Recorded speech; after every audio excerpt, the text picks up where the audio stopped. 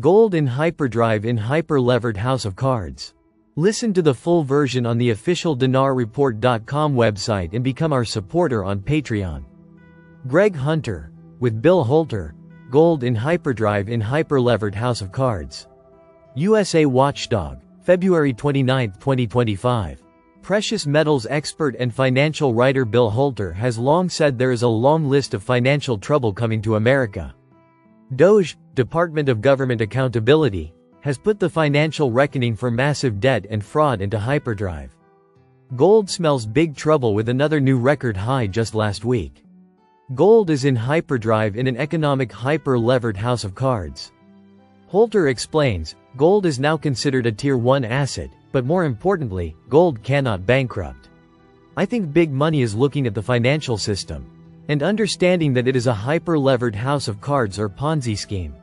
Sovereign treasuries from across the world can and, highly likely, will default in some cases. Gold and silver cannot default. Gold and silver are money. This fiat experiment started off with dollars, European currencies, the yen, etc. They were derivatives of gold. They have had several suppression schemes to keep the price down, and they desperately have to keep the price of silver down because if silver runs, gold is going to follow. High and rising gold process are basically a vote of no confidence by the international community. Don't underestimate how disruptive DOGE cutting fraud and waste will be on the economy. Holter points out, the last time we interviewed, we talked about DOGE and all of this slush money being paid out. Look at the 14 magic money machines that Elon Musk has found.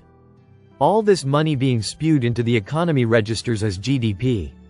So, if you shut those spigots off, you're shutting off the money, and the real economy slows down. There is less cash flow from that.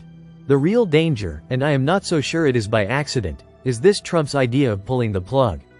I have to believe he understands that by cutting the spending or cutting the capital that is going into the system, with the system as leveraged as it is right now, it's going to take everything down. What you are doing is cutting off new money to the Ponzi scheme, and no Ponzi scheme can survive without continually getting new money coming into it.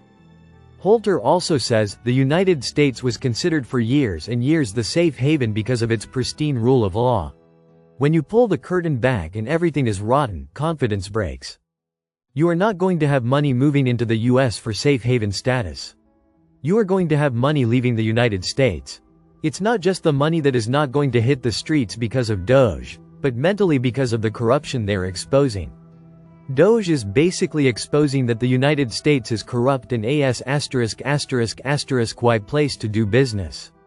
In closing, Holter says, DOGE revealing that they just pay money out of thin air is a huge problem. You can't do the math if you don't have good numbers. If we can glean that they are going to cut $500 billion or $1 trillion or $2 trillion and we can figure out that is a problem for the real economy and the financial markets, don't you think the people running the show know that? That tells me they are purposely pulling the rug out from under the system. It's game over. There is much more in the 53-minute interview.